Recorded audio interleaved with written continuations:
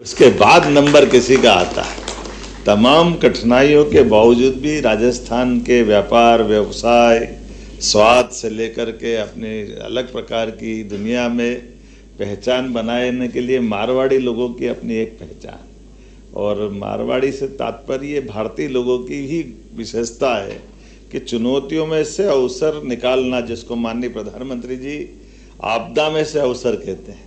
तो आपदा में से अवसर निकालते हुए ये कितना अच्छा लगता। हमारे लोग मध्य प्रदेश से MR10 के ऊपर से अपने संस्थान खड़े करते हुए सिद्धार्थ जी ने बात कही, हमारे सब मित्रों ने बात कही कि राजस्थान हो, मध्य प्रदेश हो, आम तौर पर ये सारी चीज़ों के लिए साउथ की तरफ निगाह जाती थी, और साउथ ने IT सेक्टर से लेकर सभी क्षेत्रों में अपनी एक पहचान बनाई भारत के अंदर। लेकिन अब ये थोड़ा सा बदलाव आया है, लेकिन ये प्रतिस्पर्धा स्वस्थ प्रतिस्पर्धा है, ये कोई किसी को गिराने वाली नहीं है। और ये तो सही बात है कि हम अपने देश की तरफ से देखते हैं तो आज के दौर में माननीय प्रधानमंत्री जी के नेतृत्व में इससे अच्छा कोई समय किसने देखा। हमारे स्वर्णिम काल के अतीत की काल बात बताते हैं, विक्रमादित्य का काल था, महाभारत का युग था, बहुत गौरवशाली स्वर्णिम युग था। लेकिन ये अतीत की बातें आज यथार्थ में भी दिखाई दे रही है। आज क्या खराब है, आज भी तो अच्छा ही है। माननीय मोदी जी के नेतृत्व में सब क्षेत्रों में हमारे लिए आज का जो प्लेटफॉर्म है सभी राज्यों के लिए समान रूप से आगे बढ़ने के लिए, इससे अच्छा कौन सा मौका मिलेगा।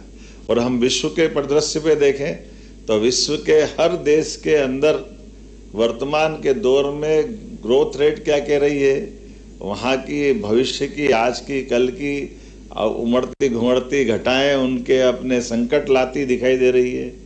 कल की आहट सुनाई दे रही कि ये क्या होगा। और हम अपने इस चुनौतियों के बीच, ये पीढ़ी भी और इससे ज़्यादा पुरानी नहीं है, 10-11 साल की शासनकाल के दरमियान कहाँ से कहाँ देश आगे आए, चौथे नंबर से तीसरे तरफ की हम यात्रा पे पहुँच ही रहे हैं। और ये ज़्यादा देर नहीं लगने वाली है, अब 1 2 3 तो हो ही रहा है। तो अब हमको मालूम है कि जिनने अपने वजन से रसिया को टूटते देखा है, अपने ही व्यवस्थाओं के बलबूते पर हमारी आंखों के सामने 40 साल पहले वर्ल्ड बैंक के माध्यम से इकोनॉमी के ऊपर लोगों ने कब्जा करते हुए भी अपना एक नया साम्राज्य खड़ा किया है। लोकतंत्र की दुहाई देने वाले लोगों का चरित्र भी दिखाई दे रहा है कि लोकतंत्र क्या होता है, कैसे होता है। और हमारी चुनौती तो अब वहाँ है जहाँ लोकतंत्र दुनिया का सबसे बड़ा पवित्रता का दीपक जला करके आनंद ले रहा है। इसलिए जियो और जीने दो की भावना लेके भी चल रहा है, लेकिन इस बात का भी आनंद है कि हम अपने इस नए प्रकार के व्यवसाय के माध्यम से कई लोगों की जिंदगी में बदलाव ला रहे हैं। ये आप सबको मैं इसकी बधाई देना चाहता हूँ। आपके अपने हौसलों से, इन संस्थानों के माध्यम से, हमारे उद्योग धंधों से, हमारे व्यापार व्यवसाय से कई लोगों की जिंदगी में अगर उजाला होता है, सुखद सवेरा आता है, तो इससे अच्छा पवित्र काम क्या हो सकता है। और ऐसे दौर में सरकार के नाते से अगर कोई बात कहता है तो ये बात सही है कि हमारे लिए, हमारे राज्य में आज अपने मध्य प्रदेश के अंदर माननीय प्रधानमंत्री जी के आशीर्वाद से सबसे हमारी सरकार बनी। सभी क्षेत्रों में 18 प्रकार की पॉलिसी तो हम लेके आई, फिर अपनी आधुनिक तकनीक के माध्यम से आज का दौर तो और अच्छा है। वैसे तो मध्य प्रदेश को बहुत सारे अच्छे स्वनाम धन्य बड़े बड़े अलंकरण मिले हुए हैं। टाइगर स्टेट, अगर फॉरेस्ट के टूरिज्म की दृष्टि से देखें तो सबसे ज़्यादा पुरस्कार अगर किसी को मिल रहे हैं और सबसे तेज गति से हमारा व्यापार वैसे हो रहा है। तो टूरिज्म सेक्टर, टूरिज्म के भी अलग अलग प्रकार से आ रहा है। हमारा रिजर्व फॉरेस्ट में हमने 2 साल में 2 नए टाइगर रिजर्व फॉरेस्ट बनाए हैं। चीता तो सबसे ज़्यादा फलता फूलता दुनिया में नया चमत्कार मध्य प्रदेश की धरती से दिखाई दे रहा। हमारा चीता उछलता कूदता कब राजस्थान आ जाता पता ही नहीं चलता है, हमको वापस पकड़ पकड़ के ले जाना पड़ता है। हमको मालूम है एक नहीं ऐसी कई सारी चीज़ें, वल्चर से लेकर के हमारे लिए अब मिनरल स्टेट है, बिजली सरप्लस है। मैं यही जरूर बोलना चाहूँगा कि हमारी सारी बातों में राजस्थान के साथ ही इस एक उदाहरण से बात समझ में भी आएगी कि मध्य प्रदेश और राजस्थान दोनों परमात्मा की दया से साझा विरासत सदियों से है, लेकिन नदियों के मामले में थोड़ा मध्य प्रदेश भाग्यशाली है। हमारे यहाँ नदियों का मायका है, लगभग 250 से ज्यादा नदियां हैं, लेकिन राजस्थान की थोड़ी कठिनाई है। अब ये परमात्मा की लीला है, कोई बात नहीं, लेकिन बहता पानी बहते बहते कहाँ छिपरा का पानी चंबल में, चंबल का पानी यमुना में, यमुना का गंगा सागर में जा रहा, पार्वती काली सिंध इनके सबके समाहित होते हुए यमुना से वो गंगा सागर में जा रहा, और जाते हुए पानी को कोई नहीं रोक पा रहा। लेकिन 25 साल से पानी का झगड़ा राजस्थान से चल रहा है, इनको 5% पानी क्यों दे, नहीं देना चाहिए, देना चाहिए, नहीं देना चाहिए। अब मैं आया सरकार में, हमने माननीय भजन लाल जी के साथ बात की, उन्होंने कहा मोहन जी अगर ये मदद हो जाए तो हमारे 13-14 जिले में, मध्य प्रदेश को तो फर्क नहीं पड़ेगा, लेकिन हमारे तो बहुत सारे जिलों में पीने के पानी से लेकर उद्योग धंधे, भविष्य की संभावनाओं के लिए अच्छा हो जाएगा। हमने कहा बिल्कुल कर देंगे, 5% क्या 7% भी देना हो तो दे देंगे। राजस्थान पाकिस्तान थोड़ी है, हमारा ही तो है। हमारे लिए अगर अपने राज्यों के अंदर ये स्वस्थ प्रतिस्पर्धा में सामंजस्य भी चाहिए, सौहार्दता भी चाहिए, परस्पर बंधुभाव भी चाहिए, इसलिए हमने आकर के बैठे। ये बात सही है कि अधिकारी की अपनी कठिनाई होती है और अधिकारी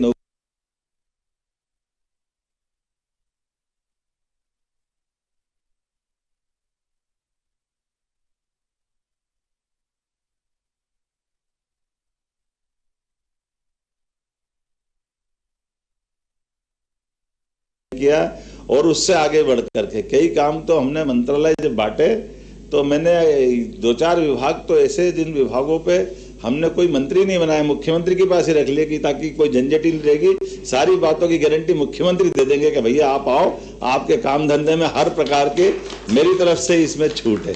क्योंकि जब हम काम धंधा कर रहे हैं तो ये बात सही है, कोई भी व्यापार व्यवसाय के व्यवसायी आते हैं तो वो 2 बातों के लिए जरूर इस बात का आश्वस्ति चाहते हैं। एक तो कोई व्यापार व्यवसाय करने आ रहा तो वो निवेश करने आ रहा है, तो निवेश भी करे, लेकिन निवेश में इज्जत भी होना चाहिए। इज्जत हो तो संघर्ष तो वो कर लेंगे, लेकिन अनावश्यक रूप से कोई इसको हतोत्साहित करे, उसकी बातों को समझने में अगर कोई उनके लिए लगता है कि उनकी निगाह ऊंची नीची होती है, तो इससे सरकार के लिए प्रश्न है, सरकार के मुखिया के लिए भी प्रश्न है। इस सारे मामलों में निश्चित रूप से डंके की चोट आगे की बात करे और उसमें अपनी बात करे, तो बीच का व्यवधान ये सरकारी नाटकबाजी क्यों होना चाहिए?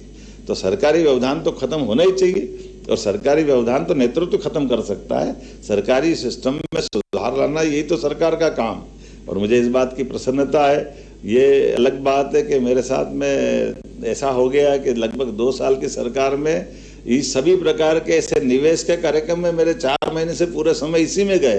हर जगह जहाँ जाता हूँ पूरे समय एक ही विषय रहता है कि हमारे इन सारे कामों को बढ़ावा कैसे दें, किस तरह से बढ़े, और उसका परिणाम भी आया है। मुझे इस बात का संतोष है। आज देश में सबसे तेज गति से निवेश लाने वाले देश के 3 राज्यों में से मध्य प्रदेश का एक स्थान बना है। मैं इस बात के लिए आपको भी बधाई देता हूँ और धन्यवाद भी देता हूँ कि आज सब क्षेत्रों में समान रूप से, और केवल यहाँ नहीं, जैसे मैं आप बताता हूँ उदाहरण के लिए, आप होटल खोलो मध्य प्रदेश में, 100 करोड़ के होटल लाओगे, आप अपना इन्वेस्टमेंट करोगे, 100 करोड़ में 30 करोड़ सरकार आपको अपनी तरफ से माफ करेगी या सब्सिडी देने वाली है।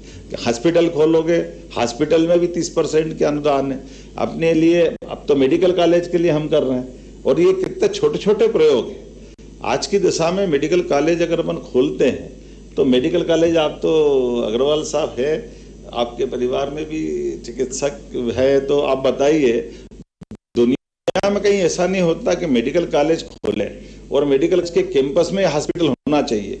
सरकारी हॉस्पिटल की तरफ कोई देखे ही नहीं, ये केवल अपने भारत में और अपने प्रदेश में होता था। हमने ये नियम बनाया कि नहीं भैया ऐसा नहीं है, 300 बेड का हॉस्पिटल हमारी तरफ से जो मेडिकल कॉलेज खोलेगा उसको हम अपनी तरफ से डॉक्टर, पैरामेडिकल स्टाफ, मरीज तो उसमें रहते हैं, ये दवाई सारा खर्चा हम ही उठाएंगे, और 25 एकड़ जमीन केवल 1 रुपए में देंगे, और 1 रुपए में हमारा वो मेडिकल कॉलेज खोलेगा।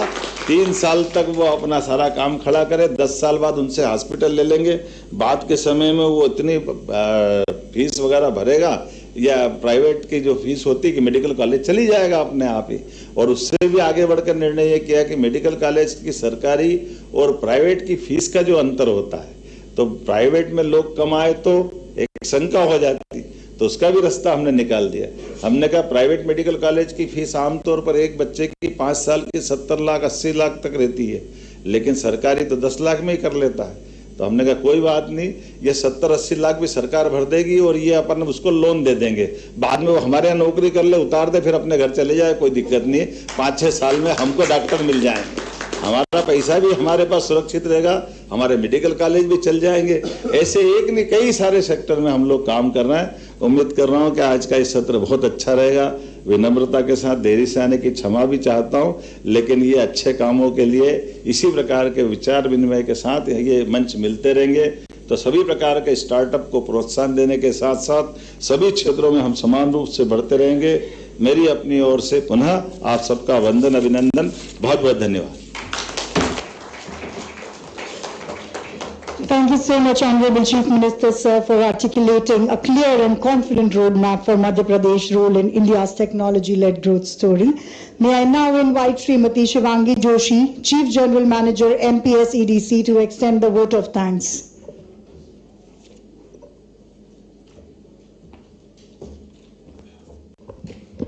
Honorable Chief Minister of Madhya Pradesh, Dr. Mohan Yadav, sir.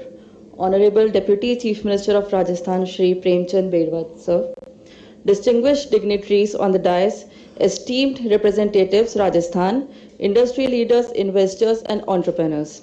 Ladies and gentlemen, on behalf of Department of Science and Technology, Government of Madhya Pradesh, it is my honor to extend our sincere gratitude to all dignitaries, partners, and participants for their valued presence and contributions to the Madhya Pradesh State Session at the Rajasthan DigiFest TIE Global Summit 2026. We begin by conveying our heartfelt appreciation to the Government of Rajasthan for extending this esteemed opportunity to Madhya Pradesh and for the gracious hospitality extended through Rajasthan, and in particular to Shri Rajat Agrawal ji, Managing Director, Gravita India Limited, and to Ms. Kalina Marani, Managing Director, Accenture, Middle East. Look forward to deepening collaborations and building enduring partnerships with Madhya Pradesh in the journey ahead. Thank you.